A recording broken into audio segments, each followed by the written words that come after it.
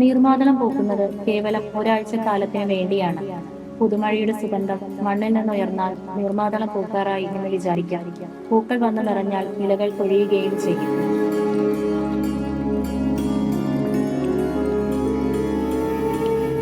ജീവിച്ചിരിക്കില്ലെന്ന് ഡോക്ടർമാർ വിധിയെഴുതിയ പെൺകുട്ടി. അവളാണ് തന്റെ വിജയപാതയിൽ ഇങ്ങനെ ഉറക്കെ ഉറക്കെ വായിച്ചും പഠിച്ചും മുന്നേറിക്കൊണ്ടിരിക്കുന്നത്.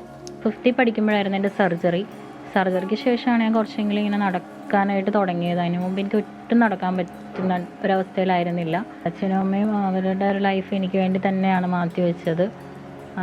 രാവിലെ ക്ലാസ്സിൽ കൊണ്ടാക്കും, പിന്നെ അതുപോലെ തിരിച്ചു എന്നെ വിളിക്കാൻ വരും.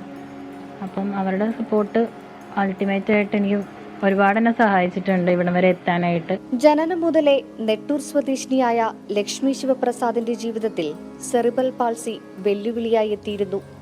എങ്കിലും പഠിക്കാനുള്ള അവളുടെ ആഗ്രഹത്തിന് അതിലേറെ തെളിച്ചമുണ്ടായിരുന്നു. അവൾക്കൊപ്പം നിൽക്കാൻ മാതാപിതാക്കൾ താണ്ടിയ ദൂരം അതത്ര ചെറുതുമായിരുന്നില്ല.